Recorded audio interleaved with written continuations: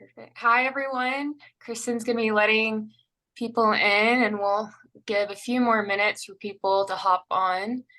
We will be recording today, so if you would like to be recorded, you can keep your screen on. If not, you're welcome to keep your screen off. You're also welcome to change your name on Zoom if you don't want your name to be on there. Kristen and I can also figure out editing if that does bother anyone. A lot of people have just iPhone as their name, so that is anonymous. If you could also mute your microphone, that'll be helpful, and we will be able to answer questions halfway through. So let's see.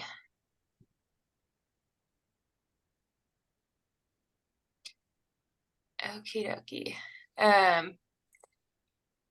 iPhone 26, would you be able to mute yourself before we get started? Or Kristen, would you be able to mute anyone from your end? Yeah, I can. Awesome. Okay, great.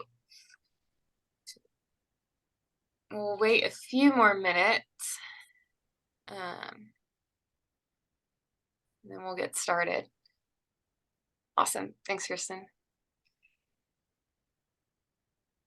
And if you'd like this recording after, we will send you the link as well. Okay, I think I'll get started. I think we have a good group here so far. So welcome to Conversations with Kate. This is our second Conversations, and we want to continue doing this throughout the year, having special guests join us from different areas of the eating disorder field. So today's special guest is Dr. Lutter, Dr. Michael Lutter, and he is the owner of Precision Psychiatry, and it was founded in 2019. So a little bit about Dr. Lutter.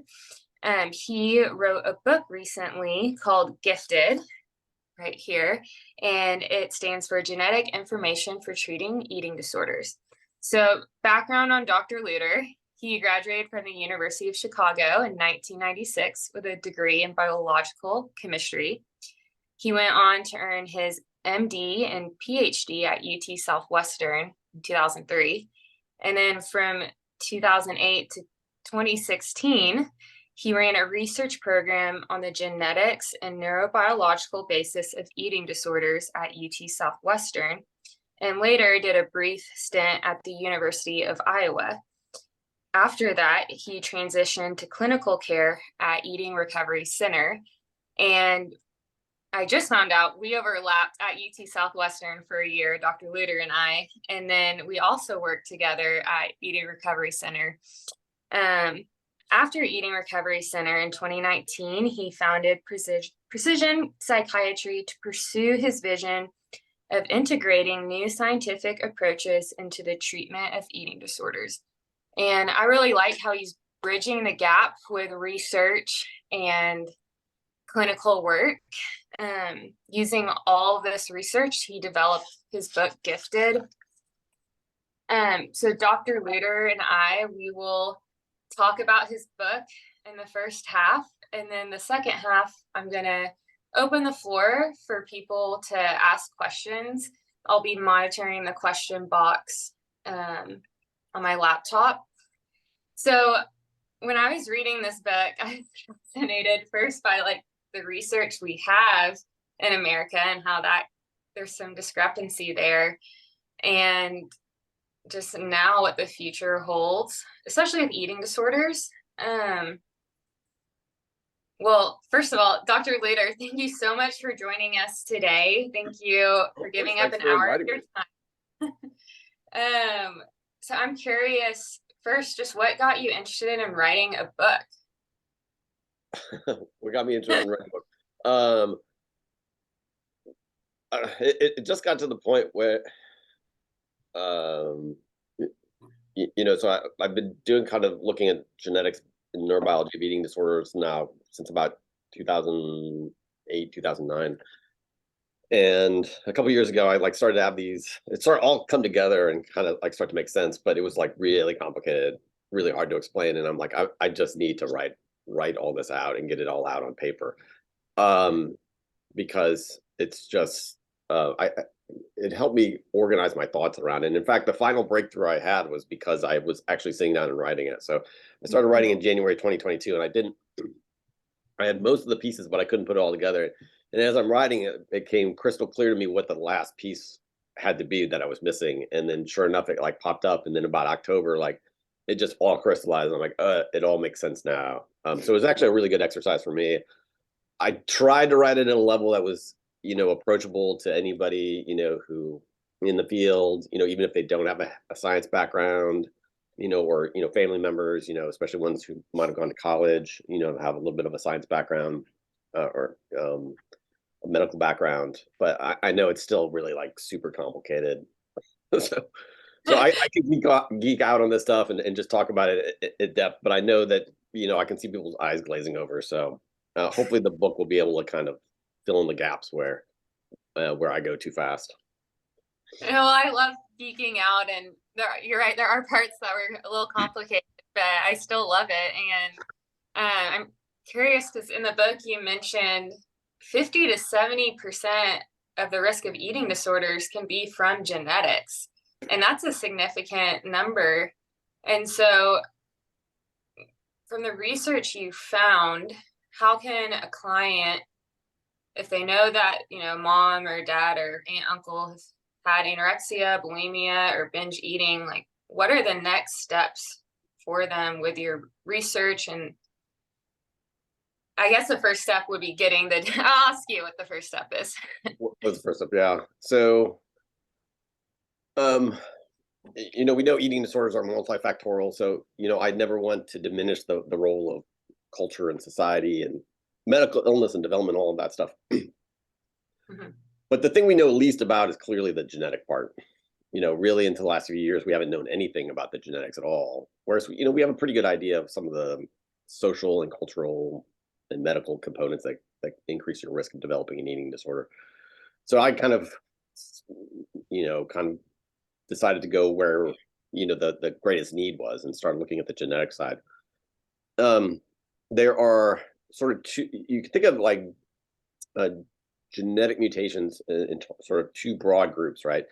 There are genetic mutations that are very common in the population. So, like 10, 20, 30, 40% of the population, but they give a very small risk of giving they give a very small risk of you developing an eating disorder. Because obviously only a small percent of the population develops an eating disorder. It's not going to be 20, 30, 40%, right? And then on the other end of the spectrum are these rare mutations, these mutations that are like 1 in a million, 1 in 100,000, never seen anywhere in the world before.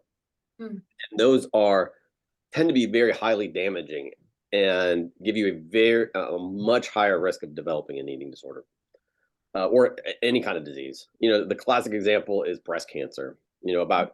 A lot of people have heard of like the breast cancer genes, BRCA1 and BRCA2. Only about 2% of all breast cancers are due to a mutation in either BCR1 or 2, BRCA1 or 2. But the people who have those mutations have about a 60 to 80% chance of having breast cancer, right? But these mutations are very rare. They run in families. So, you'll have families where multiple women get breast or ovarian cancer. That's kind of what the approach I took for eating disorders was just to find these rare mutations that run through families, but nobody else in the world has, right? So it's kind of the complete opposite of like evidence-based, science where, you're taking a treatment and you're applying it to, all comers, everybody who comes in with a diagnosis. I do the complete opposite. I look at one single person and I'm just trying to find out what's going on in that one person that, led to them developing an eating disorder. So I had to develop a whole new set of techniques in order to do that. Which basically involves something called whole exome sequencing, because we have no idea what these mutations are, because a lot of times they've never been seen anywhere in the world before. We have to look at all of the DNA in your genes, right? So to kind of put that into perspective, you have 6 billion letters in your DNA code. That would fill a book that's about 400,000 pages long, right? Wow. So you've got like just an enormous amount of information that is stuffed into every single nucleus of your cell, right? If you think about how tiny a cell is, and then within that cell, it's an even smaller nucleus. and you can fit 400,000 pages of information in there. That's like how tightly packed your DNA is. I mean, it's pretty staggering to think about. So it's like, it really is like finding a needle in a haystack. What I get is a spreadsheet that's about 200 to 250,000 lines long of genetic code, showing all the mutations that somebody has in their genes.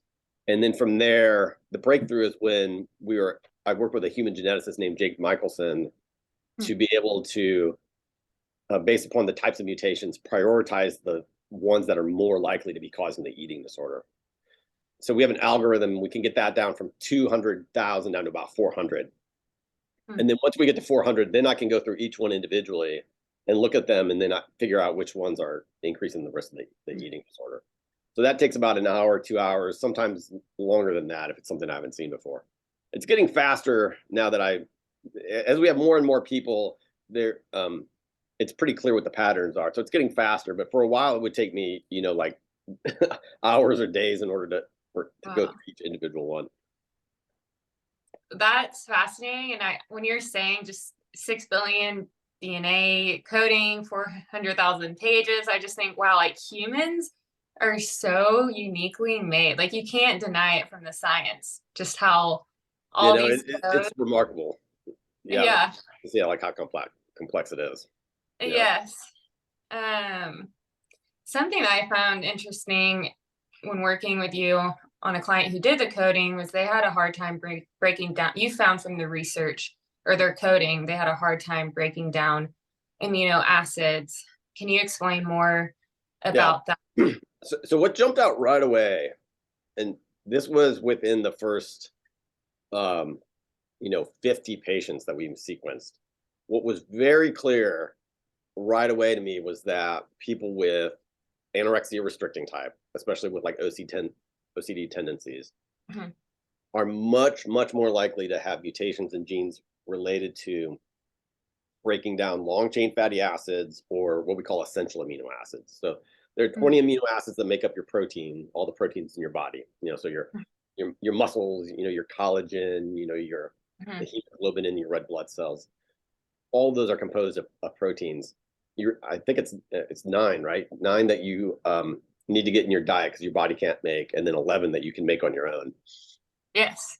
So those 9, and especially what are called the branched chain amino acids, so leucine, isoleucine, and valine, and then tryptophan and lysine also share a common pathway.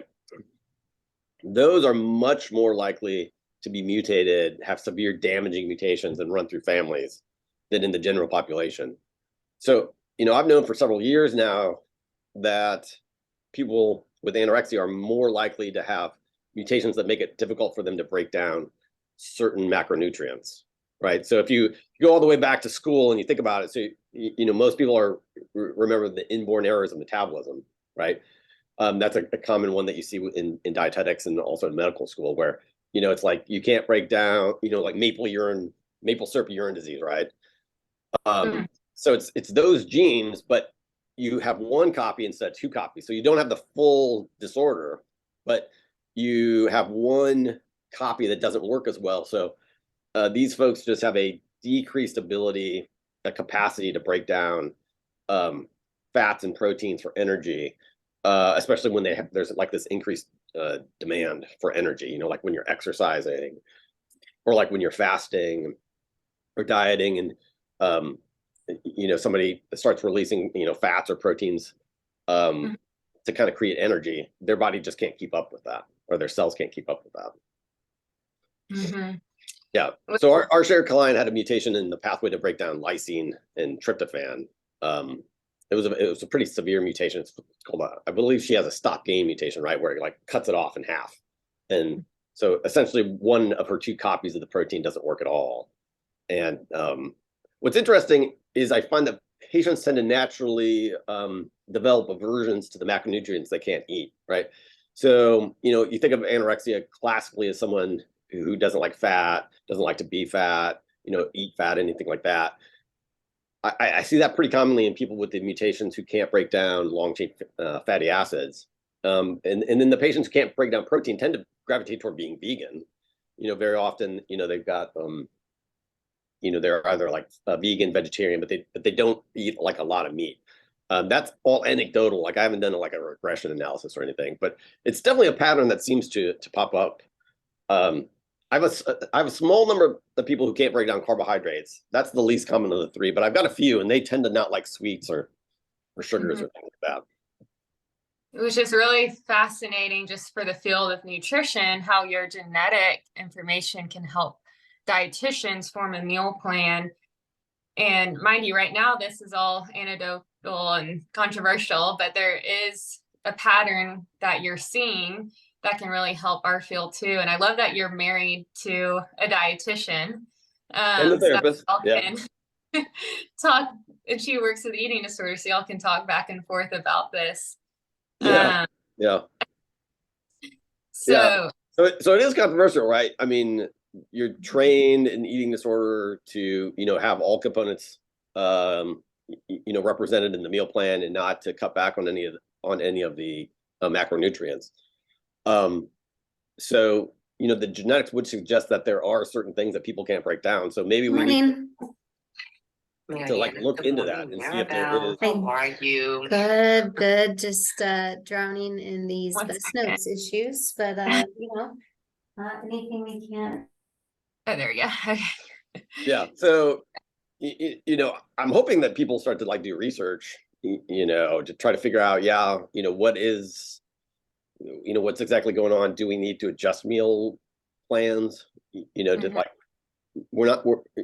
I don't think we're going to eliminate any macronutrients, but do we need to like scale back, and maybe like decrease your calories from certain sources and increase it from other sources? That's all still totally up in the air right now. But I think it is one of the ideas that kind of comes out of the genetics. Mm-hmm. We've talked a little bit about anorexia nervosa. I'm curious about bulimia and binge eating. And I'm not sure if you've seen ARFID too, but the other diagnosis, have you seen any research on them? Yeah, so I do look at across the entire spectrum. ARFID definitely looks more like anorexia. Bulimia and binge eating look a little bit more in common. There's a lot more variability with binge eating than with anorexia. It's like with anorexia, there's like one path that'll get you there. With bulimia, the genetics are much more complicated. There are many more things that can happen. The most common thing we see with people who either have bulimia, nervosa, or binge eating are deficits in these what we call these satiety pathways. So your body makes a series of hormones that get released after you eat, but then they have a number of functions. They help insulin release. They help sensitize insulin so that your muscle and your liver and your adipose tissue can take up and store energy. But they also go to the brain where they affect behavior. So the most common mutations we see in binge eating are related to these sort of nutrient sensing pathways, these hormone pathways, that then go back and tell your brain to stop eating. So you get this sort of double whammy where a lot of these pathways are involved in like gut motility and blood flow and digestion of food. But so you don't turn on any of that, right? So you don't get the increase in blood flow and gut peristalsis and all digestive enzymes don't get released, but your brain still tells you you're hungry, right? So you eat and you eat and you eat, but the food just sits there and doesn't go anywhere, right? So your brain tells you you're hungry, you're physically full, you're bloated, distended, uncomfortable, but your brain says eat. So it just creates this this intense dysphoria in patients. And I think that's probably what leads to the purging. People find that the only way to relieve this disconnect is to actually throw up or use laxatives or something like that. That's my theory on that. But it is complicated. There are definitely a lot more ways that can lead to binge eating than to anorexia that I found so far.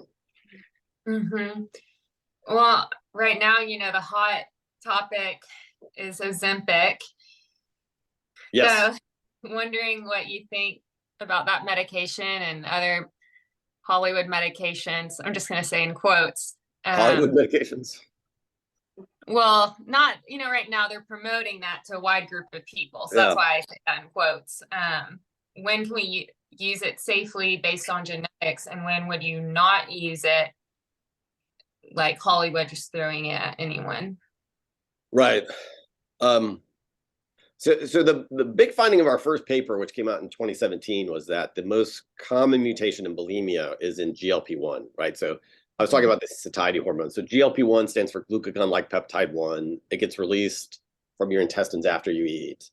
And it goes to your brain to tell you to stop eating, and it causes insulin release and it does insulin sensitivity, right?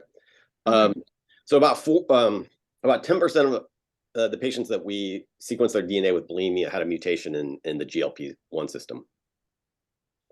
And they had high rates of comorbidity for, like PCOS or metabolic syndrome or things that were consistent with like prediabetes, which kind of makes sense because, they probably have impairments in insulin release and things like that. So, I mean, I was thinking it's almost been 7 years. Like, I first reported this June 30th, 2016, these findings.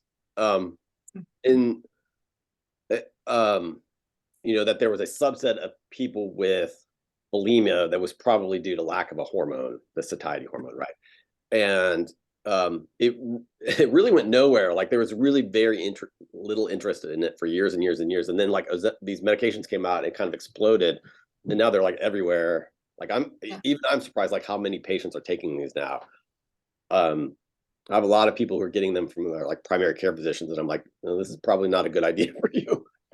Right. I mean, that's why I'm calling it the I know, but I can't stop them. But yeah. with the genetic sequencing, I can find people who do have mutations in these pathways, so that they have low levels of these hormones, which just probably explains why they have such high binge purge cycles, because they're just chronically deficient in the hormones. And the medications in these folks work amazingly well.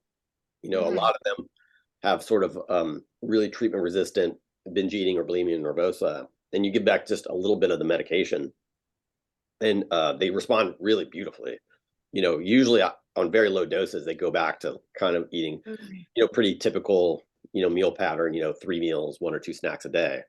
As long as they're with me, I just stay at the low levels. I don't ever push the dose up to a weight loss dose, because at that point you really do start to see, people reporting that they don't enjoy food, they don't look forward to food. You get a lot of psychiatric symptoms at the high doses, probably because you are suppressing the dopamine system. You see a lot of brain fog, cognitive impairment. You can see some depression, some suicidal ideation has been seen before. So I just try to stay at the very low doses. Like I said, try to get back to sort of more normalized meal patterns. But it does worry me that these medications are being used pretty indiscriminately in a lot of patients who probably should not be on them. Thanks for answering that. That's a really good explanation of when it is helpful versus when it's not. And what you're saying about a small dose helping them to have a normalized eating pattern and not focusing on the weight loss part that a lot of these people are trying to do. Yeah. I wish we could measure the hormone level, like you could with like thyroid hormone or something like that. But it's very, very hard to measure GLP-1. The body breaks it down in under a minute. So the only way to do it is you have to have these special labs that they really only have at research universities. There's not a clinically available way to measure GLP-1. That would be ideal, because then you could just, find out who's low and kind of get them back to a normal level. But right now it's kind of just trial and error. Well, we have a lot of good questions coming in right now. So let me go to the chat. The first question is, how does this testing work? Which you kind of talked about, but how can clients or people listening learn more about getting tested or purchase the test? So as far as I know, I'm the only one doing it in the country right now. You can get whole exome sequencing, but in terms of like analyzing to find genes related to mutations, I don't know if anybody else was doing it. So I just redid my website to try to include more information on it, which is precision-psychiatry.com. It's a pretty simple procedure. It's just a cheek cell swab. So it'd be similar to like a COVID test, except it's cheek cells and not your throat. So it doesn't even like gag you or anything like that. So we collect the DNA, we send it off to a lab in California. It takes about 3 to 4 weeks to get the results back. like I said, I get this spreadsheet that, is about 200,000 lines long with 93. So it's 93 columns. So you get 93 pieces of data per gene mutation, and then like 200,000 pages long or lines long. So then I do an analysis and I try to find the mutation, and then based upon where the mutation is, I try to design a treatment for that one person. It's getting a little bit easier as, like I said, as we find more and more common pathways. Like I already know a lot of things that work, but then like sometimes I'll like find a new pathway that I haven't found before, and then I'll have to like try to figure out what a treatment is. So as of right now, it's very it's really individualized, but it's also very labor intensive. And that can be online. I just saw someone posted the link if anyone's interested in clicking his website. The next question, Caroline said, first, you are crazy smart. Is there a difference in what you see in families that are restricting opposed to binging? I'm guessing the genetic profile. Yeah, so restricting type anorexia and ARFID look a lot alike, and that's usually around difficulty metabolizing certain macronutrients, usually amino acids or long chain fatty acids, sometimes carbohydrates. Anorexia nervosa, binge purge subtype, bulimia, and binge eating look more similar together in that it's usually these satiety hormones, or what we call gut brain peptides. But it really is literally like different in everybody. So that I guess the best way to say it is that the same genes keep showing up over and over again as being mutated, but the mutations are each different. So it's like, in terms of like evolutionary time, these mutations appeared like fairly recently, within like the last few hundred years, and they like went through a family, but they're like nowhere else in the world. Wow. A follow-up to that is, what triggers the eating disorder gene? Is it specific nutrient manipulations or calorie restriction, or not clear as that? So my theory about anorexia is, so what happens most commonly, genetically what I see most often is that people cannot break down long chain fatty acids or essential amino acids, right? So those happen to be the two sources of stored energy that most people use, right? So when you start fasting, or you stop eating, I should say, the first thing your body does is it starts breaking down fat, and then stored fat, triglycerides, and then the second thing it does is it starts breaking down protein, right? You break down muscle or collagen or whatever. So my theory is that there's this two-hit hypothesis, I would call it, for anorexia, where you've got an environmental trigger that puts somebody into a negative energy state, right? And that could be, they go on a diet, to lose weight, diet culture kind of stuff. Or they could be an endurance athlete, right? They start dancing more, or, long distance running or swimming, right? So you're in a negative energy state. And, for most people, that triggers this intense hunger. But so it slows down your metabolism, and you become very hungry, and you think about food all the time. But that does not happen in anorexia, right? Why is that? My theory is that you've got this first step where, for whatever reason, you start restricting, and like I said, that could be cultural, societal, situational, social. It could be a medical problem. You could have like inflammatory bowel disease, or, where, Crohn's disease, where you can't start absorbing food, whatever it is. And then your body normally responds by releasing fat and amino acids to burn for energy. But in these folks, this 1% of the population, they can't burn those, and those build up and become become toxic, right? So fat, free fatty acids are very toxic to cells, right? Because they're like detergents. They break down cells. And amino acids can also be very toxic. And I think it sends off this alert, and it activates this nutrient sensor, which I talk about in the book, called mTOR. Yeah. And that is a very powerful appetite suppressant. And I think that is what occurs differently in folks with anorexia compared to everybody else, which explains why when they stop eating, they just spiral, right? Like there's no end in sight, because they stop eating, you release fat or amino acids, all of a sudden you stop, it turns off this energy sensor, you stop eating even more, and it just spirals and spirals and spirals. Yes, and I liked in your book how you did models and even connected like a YouTube link to have that explained thoroughly in that Yes. picture format. That animation was the most expensive part of the book.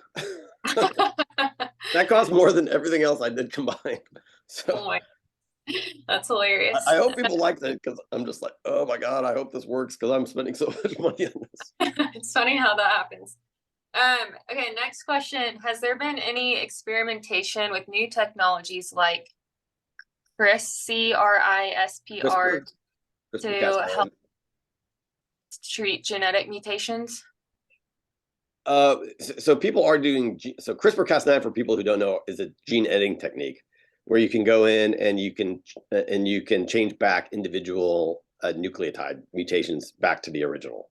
Wow. So there is a lot of CRISPR-Cas9 being explored for other things. I think there's like forms of blindness and certain metabolic conditions. There's no work that I'm aware of in eating disorders. In the technology is just not there in order to change the editing, especially in the brain. You'd have to be able to deliver that that I'm trying to think of what the right word is, the CRISPR-Cas9 like right into the middle of the brain, and there's just no way to do that at this point. So like back when I was running a lab, we used CRISPR-Cas9 to mutate mice, which you can do pretty easily. So some of our early models of anorexia in mice were using CRISPR-Cas9, but there's no way to do it in humans right now. Yeah, it's a great question. It seems like also a new field to look into. If maybe one day we can. Yeah, maybe in my lifetime we will start mutating people's genes back. I don't know. Okay, next question. What do your treatments look like? So I'm sure you get the code, like treatments with clients. I can talk about them in general. It's quite different for everybody. So like, in anorexia, we often find that people have deficits in specific pathways. So we can supplement back certain B vitamins that their body has a hard time of making or utilizing. So there's about 5 B vitamins and 3 cofactors.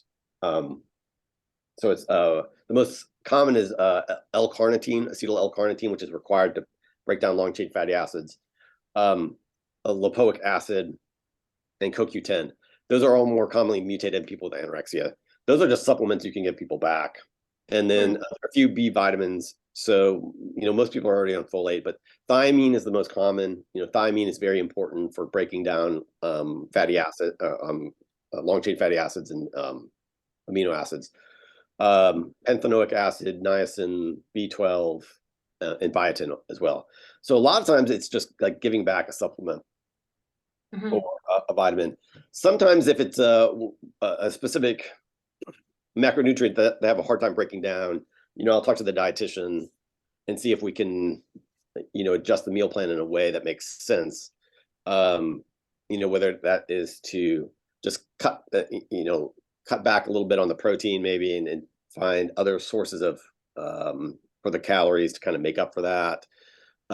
With people who can't break down long chain fatty acids, they tend to be able to break down medium chain fatty acids. So we'll supplement in things like coconut oil or palm oil for cooking fats that they might not be able to break down. We have we have a few folks who can't break down carbohydrates very well, and that so we'll cut back on carbohydrates. That's very controversial because that looks like a keto diet, which doesn't really cause weight loss, but it's used for weight loss. So that's very controversial right now. Lots of people don't like to hear that you're get to cut back on carbohydrates. But I do have a few people who have mutations in what's called the malate aspartate shuttle, which is involved in breaking down carbohydrates. So sometimes we'll just adjust the meal plan a little bit. The good thing is it's not like the inborn errors of metabolism where they can't break down anything at all. And they're on pretty restrictive diets. For the most part, they have some capacity to break down fats or amino acids. You just don't want to overwhelm them. You want to be able to kind of mainly get the calories from things that they are able to metabolize more efficiently. And then, for binge eating, it depends on where the mutations are. So there, if it's in the GLP-1 pathway, that's a pretty straightforward one. A very common one is the cannabinoid pathway. So there are two receptors in the brain for marijuana. There's 1 and 2. So that the cannabinoid receptor 2 is more commonly mutated in binge eating disorder. That gets a little bit tricky to treat. I won't go into all the depths of that. And then there's something called the central melanocortin pathway. I won't get into that as well. There is a drug that works there, but it's like crazy expensive. It's like, I don't know, like $13,000 a year or something like that. So, but there are clinical trials using that. So I can sometimes get people into clinical trials to use that medication. But that is a very hard one to get a hold of. That's, yeah, fascinating. I just think of how the one client we talked about, we mentioned in this talk, how once we figured that out through the DNA genetic testing, there was a lot less fighting with the meal plan and the parents. There's a lot more ease to nutrition after they found out. So I feel like a lot of this is a great piece to the puzzle to help our clients. The patients seem to like it the best. I get I get some pushback from clinicians who are just like, oh, you can't do that. But the clients are like, oh, that makes sense. Yeah, like I can't break down protein. That's why I don't like to eat a big steak, So I think it does relieve some of that tension sometimes where, you can take a look at it and you'd be like, okay, as long as they're getting enough protein in, we can check labs, make sure they're not protein malnourished, but we don't have to overdo it. Right. Like I remember at Iowa, I worked at University of Iowa and they were very proud that we gave people bacon every Wednesday. It's like that good Iowa bacon. And I'm just like, now I think about that, and I'm like, oh, that might not have been the best idea, like we might have been making things worse by giving them all this bacon. So yeah. Yeah, it's interesting. And of course we want to make sure like all foods fit and help them find other foods. And it is very complicated. There's so many factors at play. Someone asked the next question, have you seen a correlation with eating disorders and multiplies who are so eating disorders who are born premature and invasive experience in the NICU? It's very specific. Well, this is a very personal question because I had a preemie. So I think that yes, I think being born prematurely and being in the NICU and have feeding issues probably does increase your risk of having an eating disorder. I would also, that's just my clinical impression. Just meeting with people and getting like their histories over the years. Because, having my own preemie, my ears kind of perk up anytime somebody tells me that.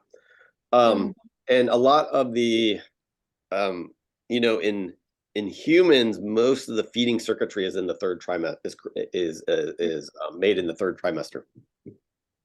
So anybody who's born early in the NICU is going to have a disruption.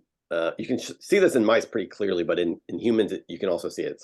They have a disruption in the development of the neural circuitry involved in regulating food intake.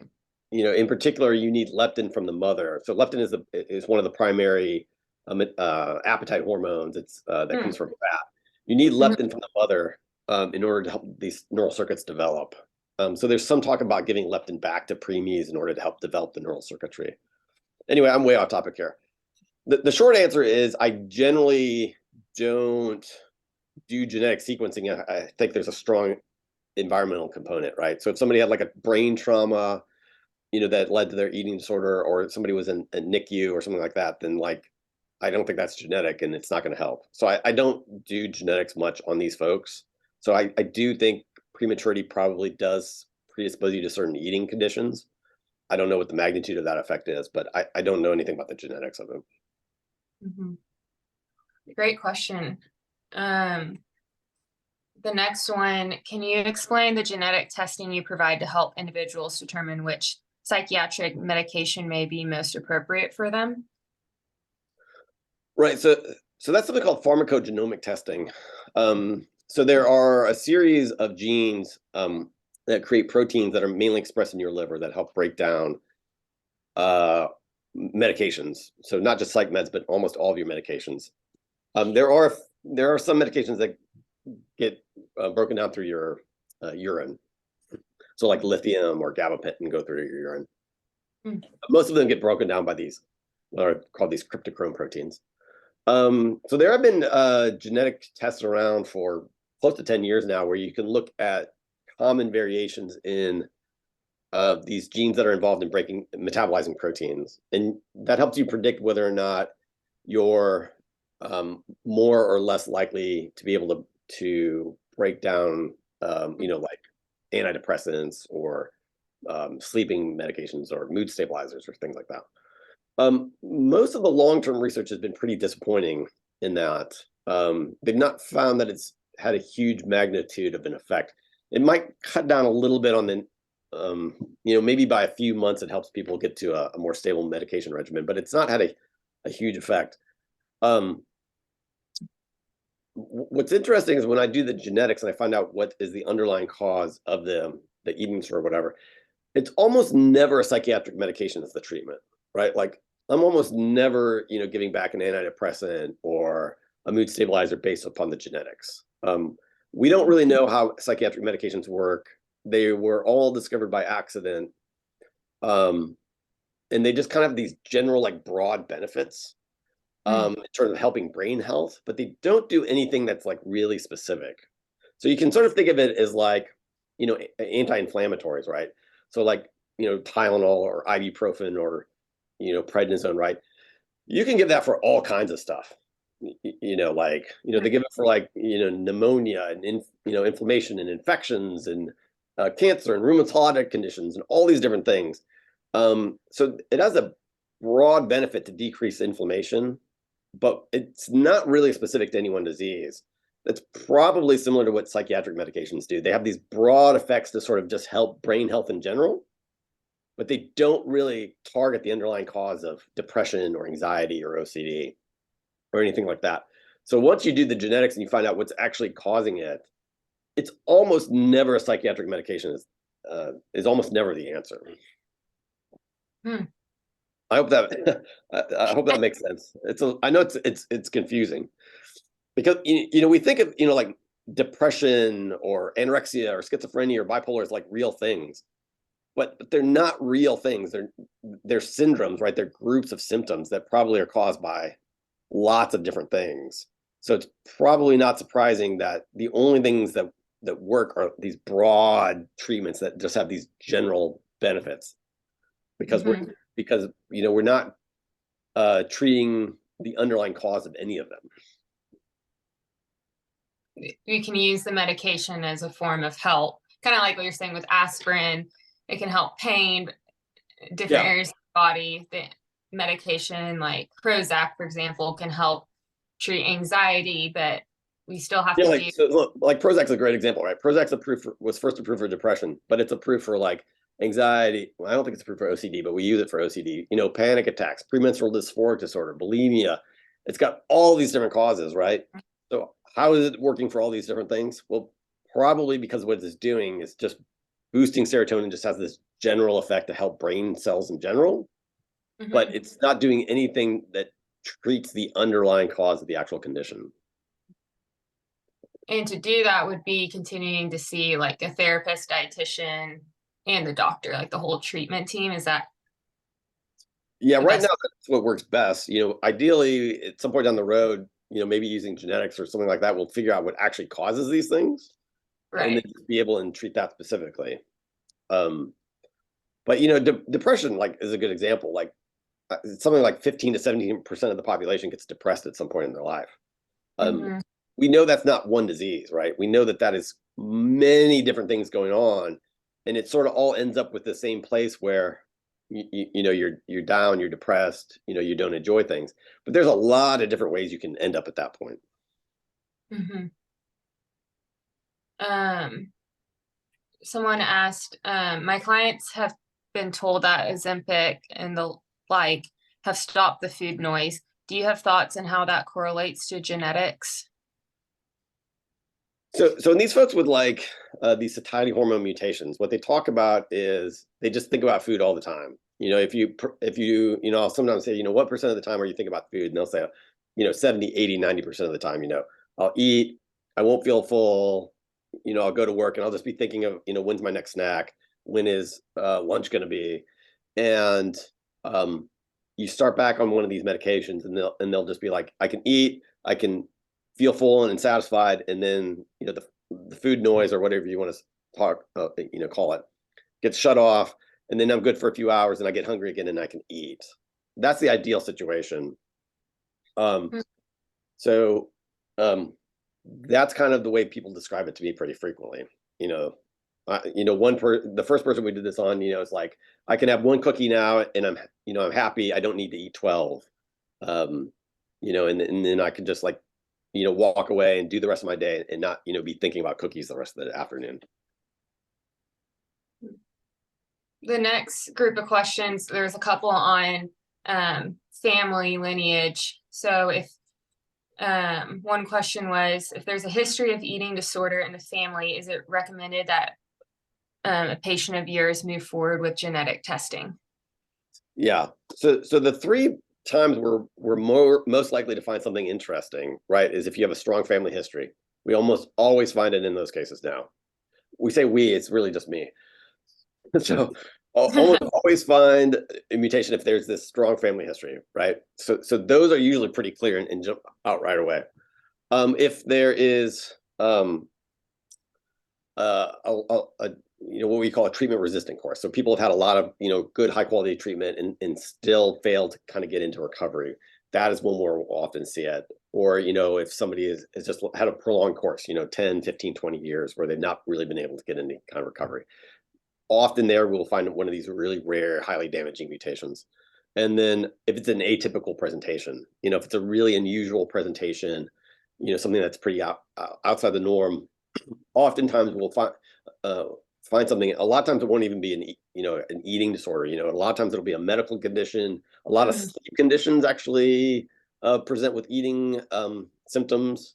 So I find a lot of sleep disorders that are undiagnosed or not recognized, or other medical conditions are actually causing the eating disorder that we didn't appreciate. So if a parent took the test and you've uncovered these mutations, does it how do you recommend managing it for their children? Does it change depending on age? So who's the patient, the child or the parent? I guess the parent in this one. If you uncovered it in the parent, how do you recommend it managing it for their children?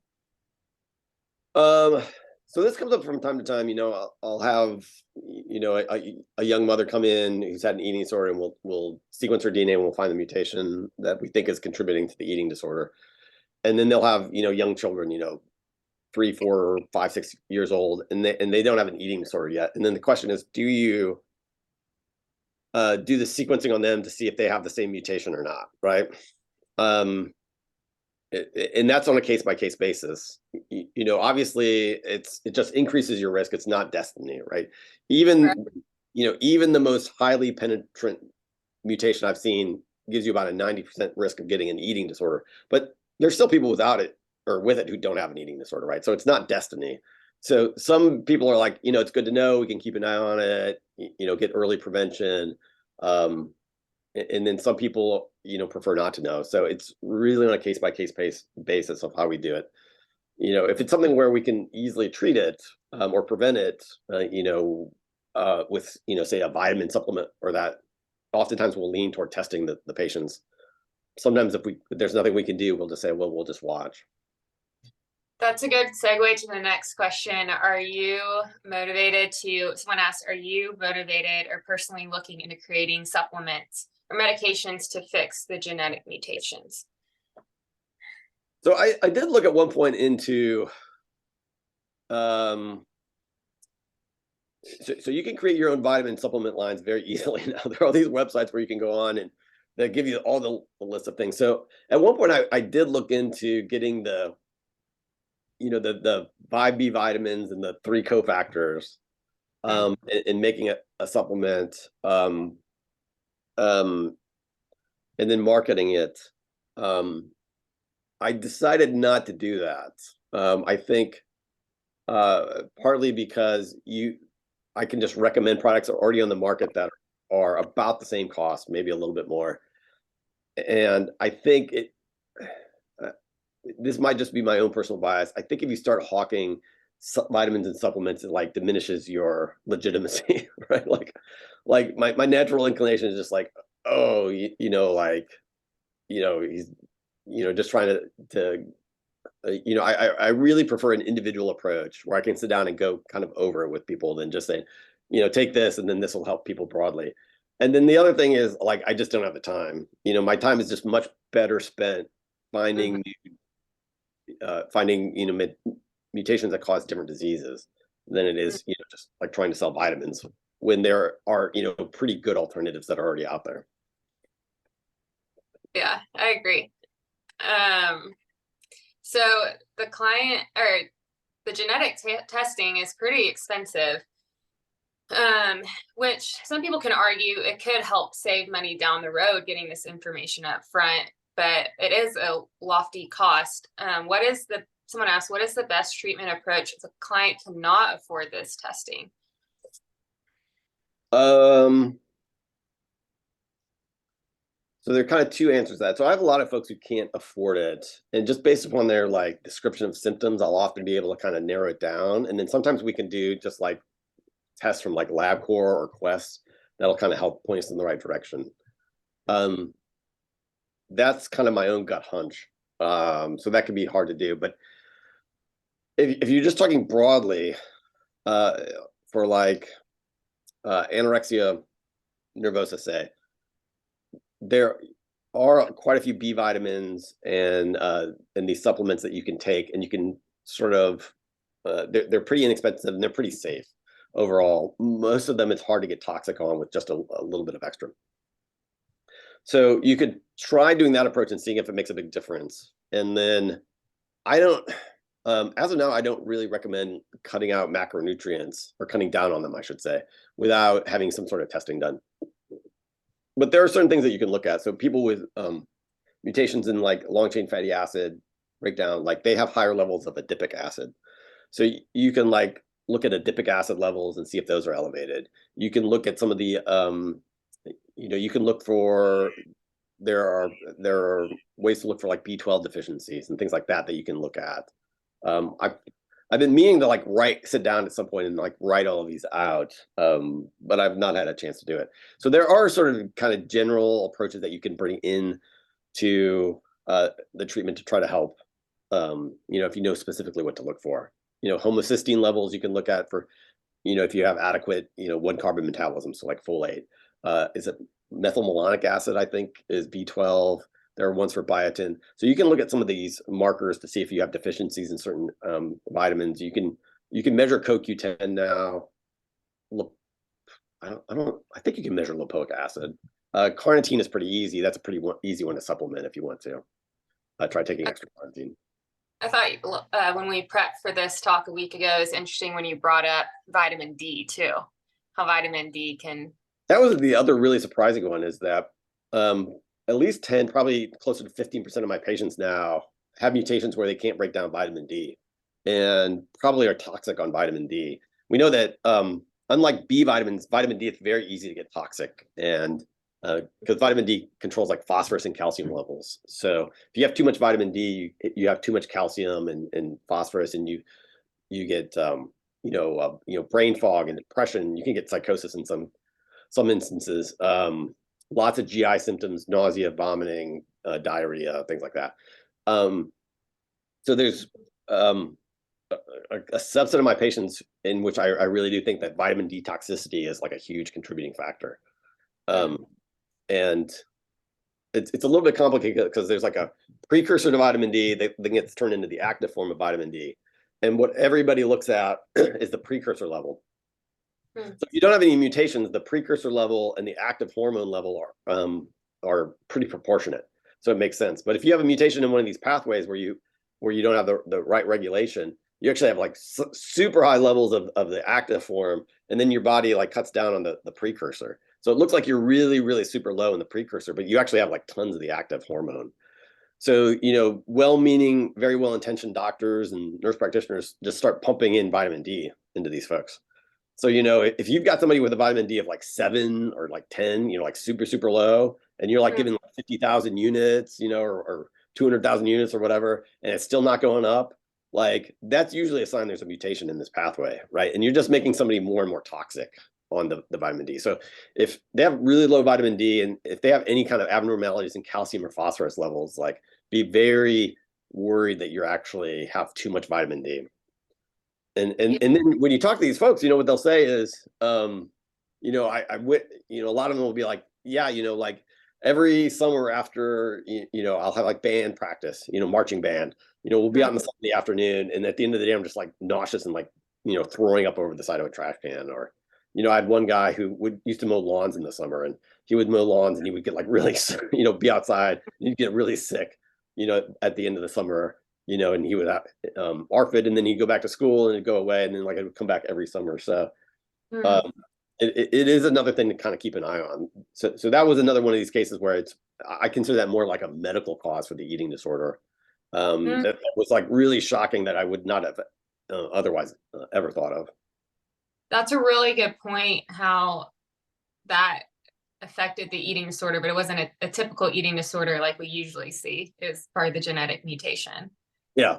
So as long as most of the time, if you just take away the vitamin D and keep them out of the sun, make sure they get lots of suntan lotion. Sometimes we have to supplement phosphorus if they have like a phosphorus wasting condition. Most of the time, that by itself will kind of get rid of it.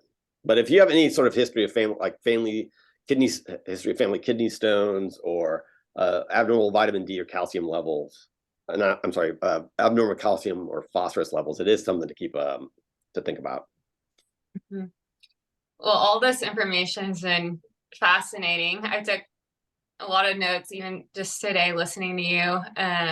We had a few more questions we didn't get to, but if y'all want to reach out to Dr. Lutter, we've posted on the comment box his website. And if anyone's interested in purchasing his book, Kristen posted a link to that as well. Dr. Lutter, thank you so much. Well, thanks for having me. It was great. I always like to talk about scientists always like to talk about themselves. So anytime you want me to come talk about it, I'm happy to come back. Thank you. I appreciate it. It's always good to see you.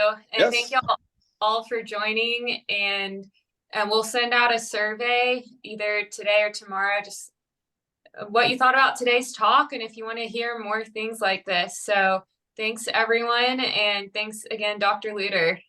All right. Thank you, Kate. You have a great day. You too. Bye.